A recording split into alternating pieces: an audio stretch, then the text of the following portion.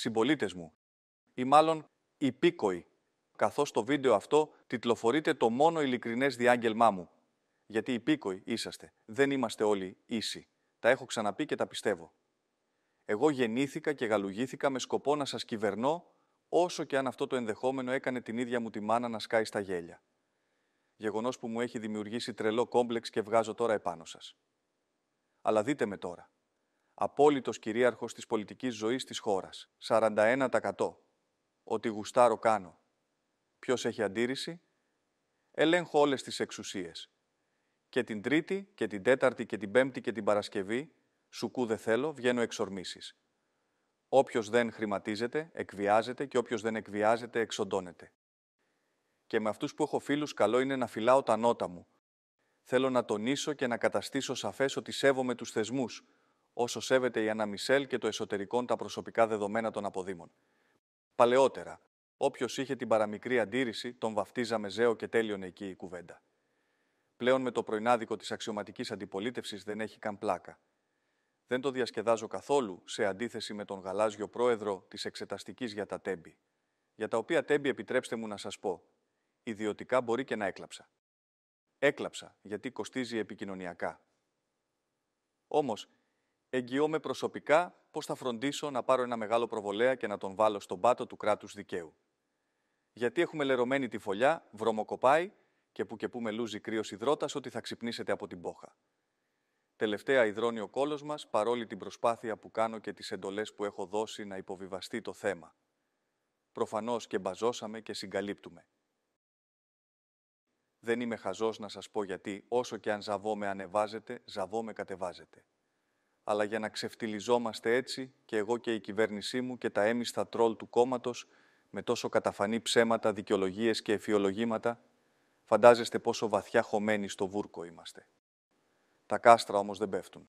Δεν πέφτουνε γιατί είναι φτιαγμένα με τούβλα, που υπάρχουν και σε άλλους νομούς πέρα από των Σερών. Τούβλα αγορασμένα με ρουσφέτια. Και τα κάστρα μας έχουν και όμορφα τζάκια. Κρίμα θα ήταν. Άντε στα τρελά ζόρια, που προσπαθώ να αποφύγω, αλλά δεν μαζεύεται με τίποτα πλέον, ούτε με την προπαγάνδα μας, να κάνουμε καμιά ρογμή κατόπιν συνεννόησης, στα μαλακά, για να σωθεί το δικό μου. Έχουμε εμπιστοσύνη στη δικαιοσύνη που διορίζουμε, πώς θα κάνει τη δουλειά μας, στους νόμους που φτιάχνουμε, για εμάς και για τους κολλητούς μας, τους φίλους μας ή την οικογένειά μας. Π.χ. τι θέλει η κοράκλα μου? Ιδιωτικές σχολές ζητάνε από τη δουλειά, εγώ είμαι εδώ. Ποιο σύνταγμα? Business as usual. Σαν Έλληνας πατέρας, εσείς τι θα κάνατε? Δεν λέμε όχι στα παιδιά μας στην Αγία μας οικογένεια. Εδώ η μέση ελληνική οικογένεια δεν λέει εμείς που στο κάτω-κάτω δεν είμαστε και τίποτα πλέμπα, που μόνο και μόνο που βρίσκομαι κοντά σε απλό κόσμο ταράζομαι. Δεν μπορώ. Μόνο τυγκόμενος είσαι εσύ και α και ου και τέτοια δώστε μου. Μέσα στη γυάλα μου, ροφός, προστατευμένος από τους επικοινωνιολόγους μου. Γι' αυτό έχω το καλύτερο TikTok. Όλα πλασμένα ιδανικά για τον καταλληλότερο των δημοσκοπήσεων.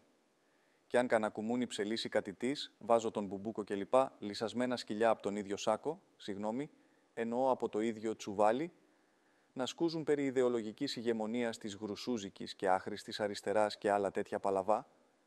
Μωρέ γεμίζει σάλια, αλλά κάνει τη βρώμικη δουλειά και δεν κοστίζει και τίποτα. Τσάμπα δηλαδή που τον παρακολουθούσα και πιάνει και η φωνή του ντεσιμπέλ και σκιάζεται ο εξωγήινος του ημιτού. Για μένα μπορεί να μην είναι τίποτα αδιευκρίνιστο, αλλά στην περίπτωσή του προσφέρει υπηρεσίες εθελοντικά. Ποια ιδεολογική αριστερή είναι η ηγεμονία? Μεταξύ μας. Μετά από απανωτές κρίσεις, με τον ατομικισμό να κάνει πάρτι, με την κανονικοποίηση του ακροδεξιού λόγου που εμένα πολύ με βολεύει, με τη σοβαρή Χρυσή Αυγή με κρυμμένα τα τσεκούρια εντός του κόμματός μου και την ασόβαρη εντός κοινοβουλίου.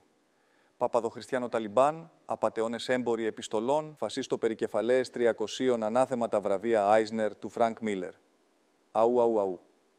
Γιατί είναι εύκολο να είσαι δεξιός. Δικαιολογείς τις μέρες μας να είσαι ακόμα και μαλάκας ή κάθαρμα. Κύρ Παντελής, κυριαρχούμε ιδεολογικά γιατί την πλειοψηφία δεν την πειράζει η ανισότητα. Εύχεται απλά ατομικά να μην είναι η ίδια από κάτω. Εμείς εδώ εφοπλιστές και το λόμπι μας μια χαρά δυνατή και συμπαγή ταξική συνείδηση έχουμε.